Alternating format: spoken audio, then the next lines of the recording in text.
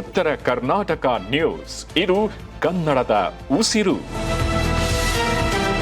Iran ಅಧ್ಯಕ್ಷ ಮಸೂದ್ ಅವರು ದಿವಂಗತ ಸರ್ವೋಚ್ಚ ನಾಯಕ ಅಯತುಲ್ಲಾ ಅಲಿ ಖಮೇನಿ ಅವರ ಅಂತ್ಯಕ್ರಿಯೆ ಸಮಾರಂಭಕ್ಕೆ ಪ್ರಧಾನಿ ನರೇಂದ್ರ ಮೋದಿ ಅವರಿಗೆ ಆಹ್ವಾನ ನೀಡಿದ್ದಾರೆ. ಈ ಕುರಿತು ರಾಜತಾಂತ್ರಿಕ ಮೂಲಗಳು ಬುಧವಾರ ಮಾಹಿತಿಯನ್ನು ನೀಡಿವೆ. ಪ್ರಧಾನಿ ಮೋದಿ ಅವರಿಗೆ ಆಹ್ವಾನ ನೀಡಿರುವ ಕುರಿತು ನವದೆಹಲಿಯಿಂದ ಯಾವುದೇ ಪ್ರತಿಕ್ರಿಯೆ ದೊರೆತಿಲ್ಲ. ಜುಲೈ 5ರಿಂದ 9ರವರೆಗೆ ಖಮೇನಿ ಮೃತದೇಹದ ಅಂತ್ಯಕ್ರಿಯೆ ಕಾರ್ಯಕ್ರಮಗಳು ನಡೆಯಲಿವೆ. 30 ವರ್ಷಗಳ ಕಾಲ ಇರಾನ್ ದೇಶವನ್ನು ಆಳಿದ ಅಯತುಲ್ಲಾ ಖಮೇನಿ ಫೆಬ್ರವರಿ 28ರಂದು ಟೆಹರಾನ್ ಮೇಲೆ ಅಮೆರಿಕ ಹಾಗೂ ಇಸ್ರೇಲ್ ಜಂಟಿಯಾಗಿ ನಡೆಸಿದ ಭೀಕರ ವೈಮಾನಿಕ ದಾಳಿಯಲ್ಲಿ ಹತ್ಯೆಯಾಗಿದ್ದರು. ಇನ್ನು ಜುಲೈ 5, 6 ಮತ್ತು 7ರಂದು ಟೆಹರಾನ್ ಮತ್ತು ಕೋಮ್ ಎಂಬಲ್ಲಿ ಅಂತ್ಯಕ್ರಿಯೆ ನಡೆಯಲಿದೆ. ಅಂತಿಮ ಸಮಾರಂಭ ಜುಲೈ 9ರಂದು ಮಶಾದ್ ನಗರದಲ್ಲಿ ನಡೆಯಲಿದೆ ಎಂಬ ಮಾಹಿತಿ ದೊರೆತಿದೆ.